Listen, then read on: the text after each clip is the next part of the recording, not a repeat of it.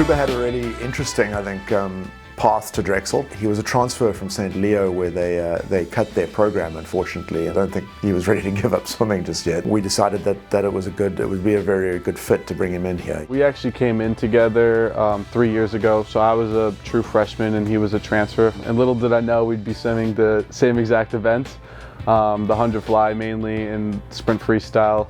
What makes him so outstanding in the pool, I will give credit to his talent in the water.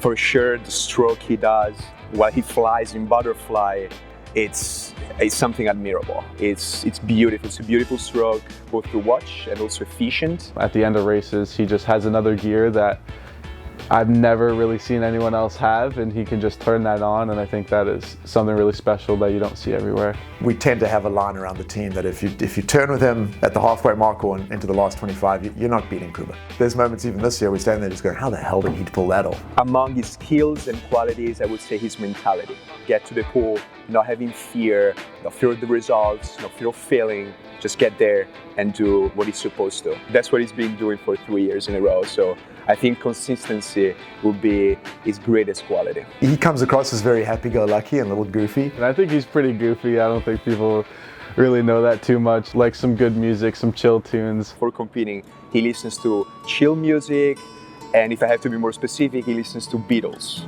It's just so Kuba of him. He's always got this quiet confidence. You know, he'd come up to me before races sometimes and been like, yeah, I feel like a rocket ship, I'm off to go. And it was just as simple as that. It was almost like saying a statement of fact. You know, and he'd be listening to like the Beatles while he said that. It was like the strangest little combo of what was going on. But really, if you stop him and ask him where he's at in any practice time set or whatever he's trying to execute, he'll rattle off exactly what he's trying to do. It's a bit of a facade almost, and you ask him questions thinking you're going to trap him, and then the next thing you know, he knows exactly what he's doing. You don't really see it from the outside, but if you really take a look at it, he's always thinking about what he's doing, how many strokes, how many kicks, you know, what is going on within his specific stroke that I think is very impressive. In swimming, it's such a unique sport with the mental component of it, and your ability to lock in focus and either create that ultra concentration or be able to be loose in the moments. And I think Kuba does a great job in blending those, where he has a looseness about him, but he also is ready to pounce and to take that championship. College swimming is a little bit different, because you bring in that whole team dynamic.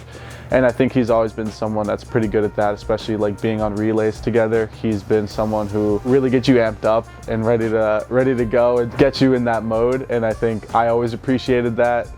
And I know he always had my back and I had his back.